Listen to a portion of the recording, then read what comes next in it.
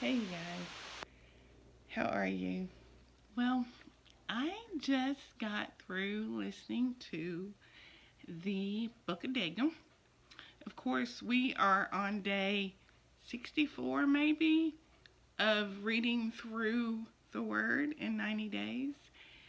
And the book of Ezekiel just about took me out this time, this reading. And yeah, the book of Ezekiel was hard.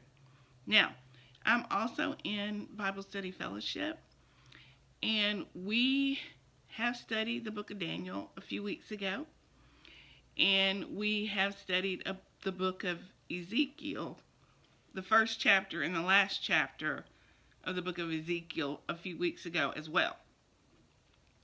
But currently, we're in the book of Ezra, and then next week we're going to Esther. So, this was actually my second time in a short period of time, I would say in like a month or so, of looking at, listening to the book of Daniel. So, I come to you today to say, if I had to start all over reading the Bible and studying the Bible, I would dive into the book of Daniel first. Yes, I would. With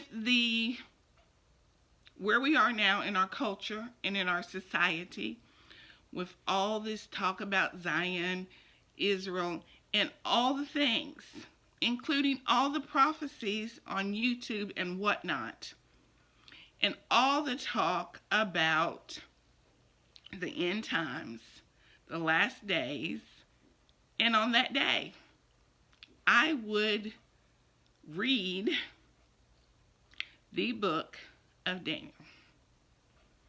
Daniel is just an amazing book. Not that all of them are amazing, but right now, if I were starting right now with a plan to read the Bible in its entirety, or with just a plan to read the Bible, not even in its entirety or in a year or 90 days or anything, I would read the book of Daniel today.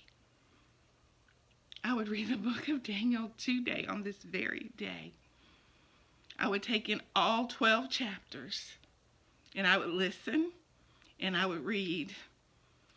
And when you're done with the book of Daniel, you'll have a better understanding of all the beastie things that are presented in the Bible.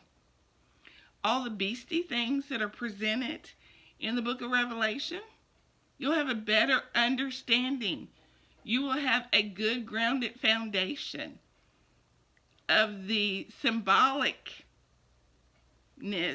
of beasts and horns and all the weird animal kingdom things that are found in the prophecy books. Okay? So, first of all, if I was beginning to read the Bible today in 2025, I would read the book of Daniel. I would read the book of Revelation. I would read Genesis. Then I would read the book of John. And in that order.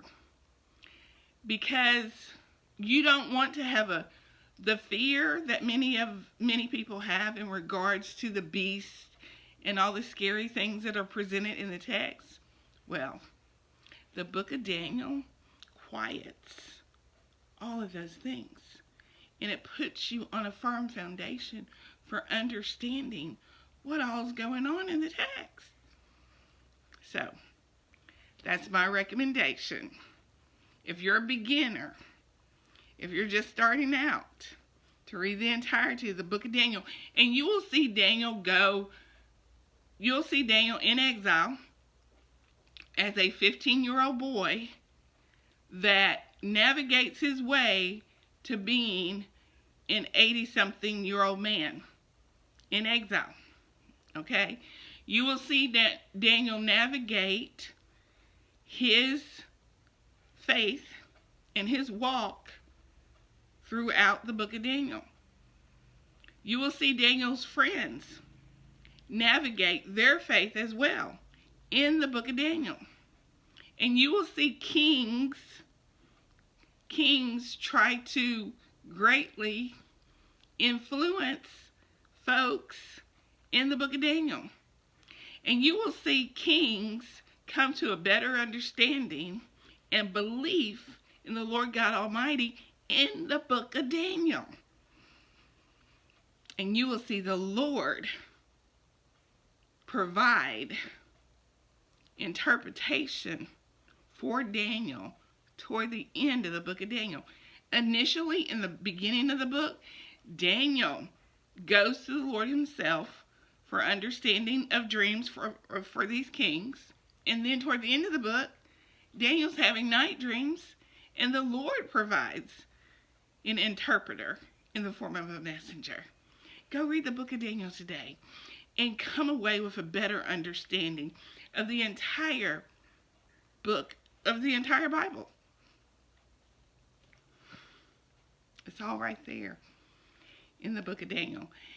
And I would suggest that you read the NASB translation, the CSB translation. Read in 4 translations. Okay? And all your fears will be squelched. Well, maybe not all of them, but some of them. Have a blessed day in the Lord. Thank you.